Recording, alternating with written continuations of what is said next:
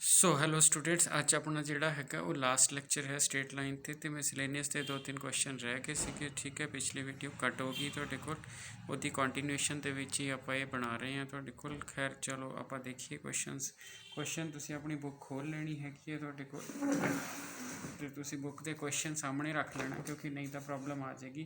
कहता ए ray of light passing through, तो पहला मैं की करदा वा, मैं एक्स एक्सिस ते वाई एक्सिस ले लेना वा।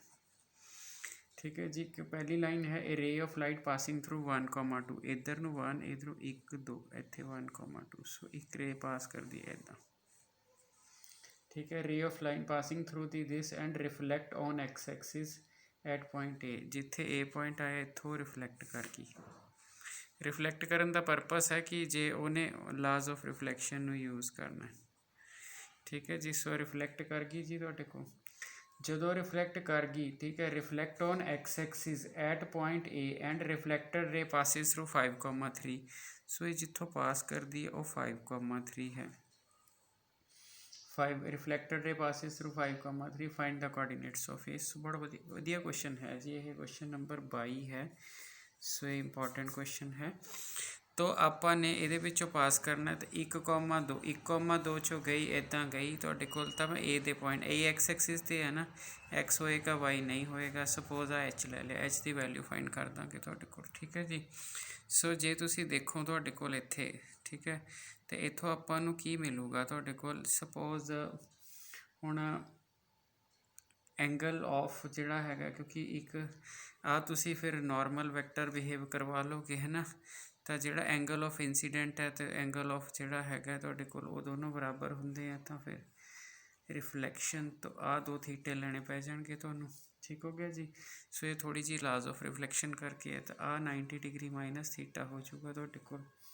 ठीक है जी, हुण जे तुसी स्लो इहदा ना तुसी पी रख लो, इहदा ना तुसी क्यू रख लो।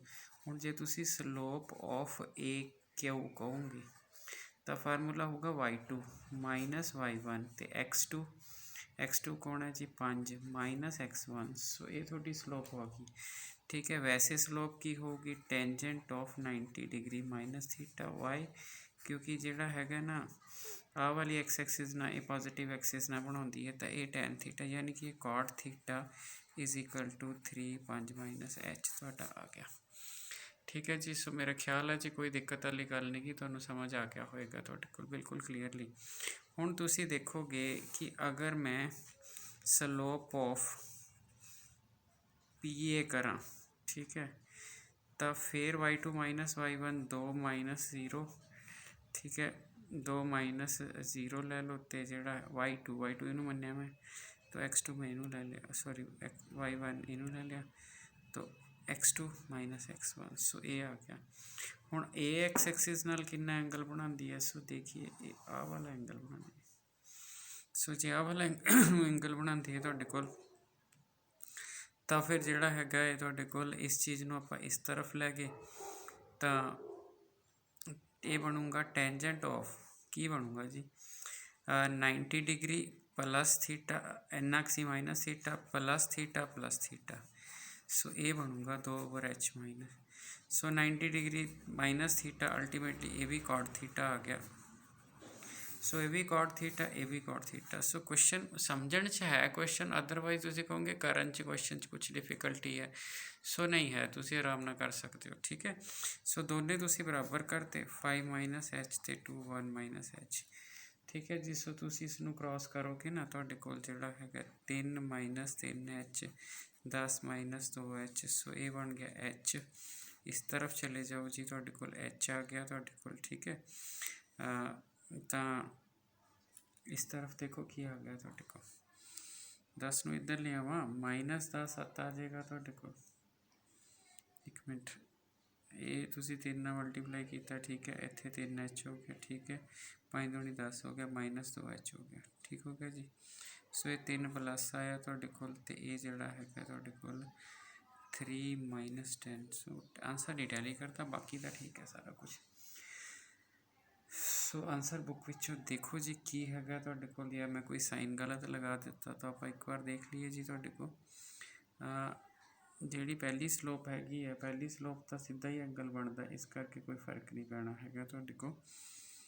ਅਤੇ ਜਿਹੜੀ ਦੂਸਰੀ ਜਿਹੜਾ tan 90 ਮਾਈਨਸ ਥੀਟਾ ਤਾਂ cot ਥੀਟਾ ਹੀ ਰਹੇਗਾ, ਕੋਈ ਦਿੱਕਤ ਵਾਲੀ ਗੱਲ ਨਹੀਂ ਗੀ। ਸੋ ਦੂਜਾ ਜਿਹੜਾ ਹੈਗਾ ਹੈ ਤੁਹਾਡੇ ਕੋਲ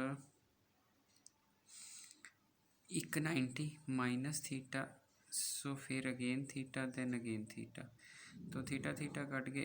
ओके, tan 90 प्लस थीटा सीगा जी, सो दूसरे च नैगेटिव रहेगा। ओके, सो ये अगे नैगेटिव रहेगा तो -10 प्लस 2h रहेगा, सो 5h हो गया।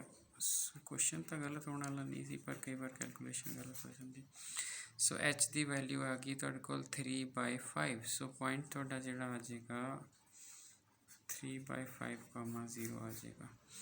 सो ये थोड़ा पॉइंट आ जाएगा। तो मेरा ख्याल है जी तुम आराम नाल कर लोगे 22 नंबर क्वेश्चन, ठीक है जी। सो क्वेश्चन नंबर 23 ते आ गया आप, ठीक है। सो लो जी क्वेश्चन नंबर 23 ते, क्वेश्चन नंबर 23 ते आ गए। Prove that the product of lengths of perpendicular drawn from this, ठीक है। तो मतलब एक लाइन दी हुई है सानू x/a प्लस y/b, x/a दे नाल साइन थीटा, x/a नाल साइन थीटा प्लस y/b इहदे नाल इत्थे कॉस है, y/b इहदे नाल साइन थीटा है, इज इक्वल टू 1 है। सो ये थोड़ी लाइन है जी तुहाडे कोल x/a cos theta plus y/b sine theta, ठीक है जी, इज इक्वल टू तुहाडे कोल जिहड़ा 1 है। तो कहंदा ਆਪਾਂ ਨੂੰ ਕਹਿ ਕੀ ਰਿਹਾ ਤੁਹਾਡੇ ਪਾस, ਕਹਿੰਦਾ कि दो पॉइंट ने, एक हैगा a² b², 0, एक है -a² माइनस b² 0। सो ये दो पॉइंट्स की ये उत्ते जिहड़ी हैगी परपेंडिकुलर डिस्टेंस की प्रोडक्ट कढ़नी है। सो P1 पहला x की थां ते पहला पॉइंट गया, y की थां ते दूजा गया, नीचे कोफिशिएंट ऑफ x², x का कोफिशिएंट का square plus coefficient of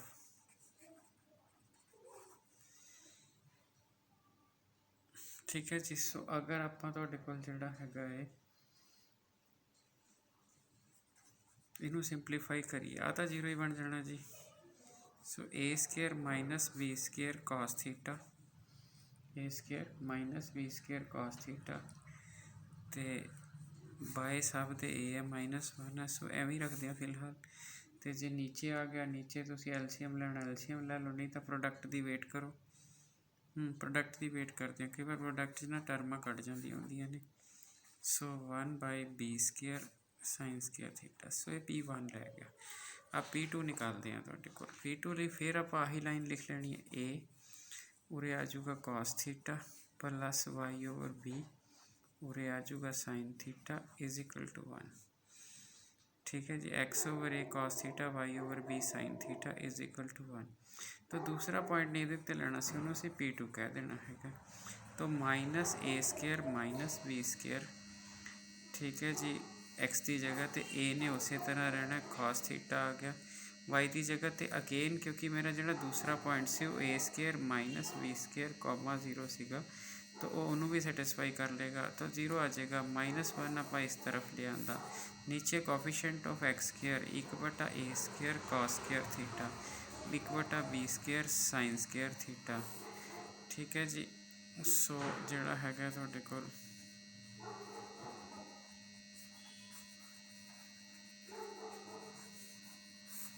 minus छड़ दो, 1/a² cos² theta plus 1/b² sin² theta. अब P1 मल्टीप्लाइड बाय P2 कर दो, क्योंकि उन्हें प्रोडक्ट किया सी, तो ताई मैं पहला एलसीएम नहीं लिया सीगा, क्योंकि आप बहुत ईजी मोड च हो जाएंगे। ये एक आ रहा, यदि मल्टीप्लिकेशन होनी है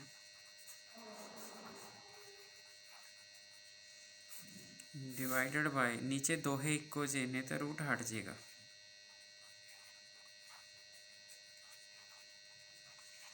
सो मेरा ख्याल है जी P1 P2 की जी प्रोडक्ट है वो तुसी बड़े वधिया ढंग नाल तुहाडे पास इस तरह लिख लोगे। सो कुछ नहीं, बट उन्हें क्वेश्चन च किया कि इसका आंसर B² होना चाहिए। सो B² होना चाहिए का जोड़ा मतलब है वो ये होया भी तुसी इस क्वेश्चन नू आगे लेके जाओगे तो A² - B² का फार्मूला लगाओगे। सो किद्दां लाओगे जी, तुहाडे कोल P1 P2 = A² - B² नीचे A² cos² थीटा -1 मॉड 'च रह गया नीचे तुहाडे कोल जिहड़ा है इत्थे भी करैक्शन जो जी इत्थे B² ही है। तो नीचे तुहाडा जिहड़ा है 1/A² cos² theta plus 1/B² sin² theta. ठीक है जी। सो ये वाली चीज़ आ गई, तो जे तुसी ये वाली चीज़ लो हुण तुसी LCM ले लो तुहाडे कोल, क्योंकि तुसी कट्टनी चाह रहे हो टर्म।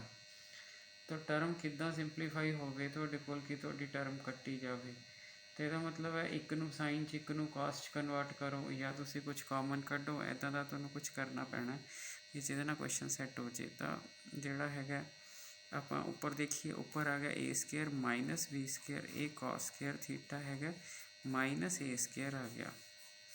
नीचे तुसी LCM ले लो वधो वध तुहाडे कोल वो आ जाएगा A² B²।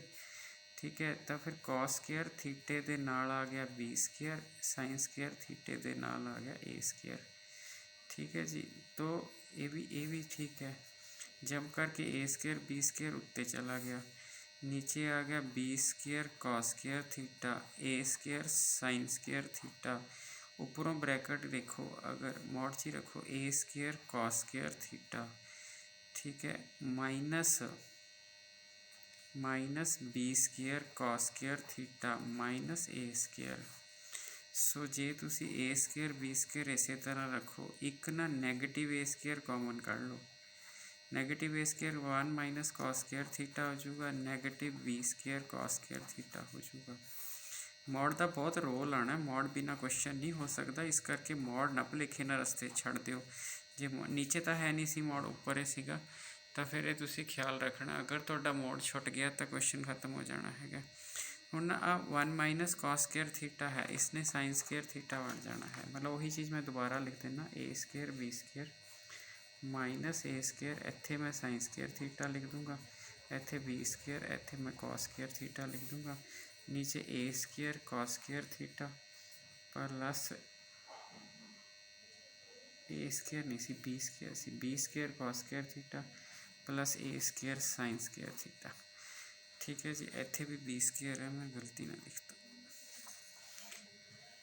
सो जो आ वाली चीज़ होगी, हुण तुसी देखो नैगेटिव उत्तों उड़ जाना क्योंकि मॉड है, मॉड च मतलब negative x is same as x। तो इत्थे बन गया तुहाडे कोल sin² theta A² B² cos² theta. ठीक है, सो B² cos² theta plus A² sin² theta cancel out हो जाऊगा। आपां शो करना सी, ये तो कैंसल हो जाऊगा। तो अपने कोल जिहड़ा हैगा है टर्म च एक A² B² सी ना। सो एक बार चैक करो जी तुहाडे कोल फिर ए एक्सट्रा आ रहा मेरे को, माड़ा देखो मैं ही गलती की होनी है किते। जो आप स्टार्ट किया क्वेश्चन तो स्टार्ट किया आ मेरा पॉइंट सीगा, तो पहले पॉइंट के उत्ते मैं डिस्टेंस फार्मूला लाया, पहले की जगह तो पॉइंट, दूजे की जगह तो 0, नीचे कोफिशिएंट ऑफ x² तो कोफिशिएंट ऑफ y² किते लिखना रह गया, होर कुछ नहीं तुहाडे कोल। सो P1 की जी वैल्यू आई है वो आपने लभ ली, सो इत्थे कोई दिक्कत नहीं सी। दूसरे आप नैगेटिव लिया, आप P2 की वैल्यू लै ली तुहाडे कोल, इत्थे वो भी आपने जिहड़ा हैगा है लिख लिया। तो वो P2 वाले दे विच अपनी प्लस आ गई सी A² B², फिर आपने मल्टीप्लाई किया तो रूट पूरी हट गई जी। ठीक है, ये लिखना रह गया बस। सो अल्टीमेटली जो LCM लिया मैं, ठीक है जी। सो एक आ रहा ना, जो तुसी इत्थे जो इत्थे A² लिया तो इत्थे 1/A² लिखना रह गया। ठीक है जी, वो 1/A² इत्थे 1/A² इत्थे। सो A² में A² कट दो, कला B² आ जाएगा। सो A² कट चुका, ठीक हो गया जी। सो डेफिनेटली B² आ गया। सो इदां की गलती तो कुछ लिखना रह जाए वो करके हो जाती है। ठीक है जी। सो लास्ट क्वेश्चन देखिए जी। सो ये बड़ा ठीक ठाक क्वेश्चन है जी, पेपर के बड़े आराम नाल आ सकता, तो तुसी उस हिसाब का ख्याल रखना। ठीक है, सो अगर आप आगे देखिए तुहाडे कोल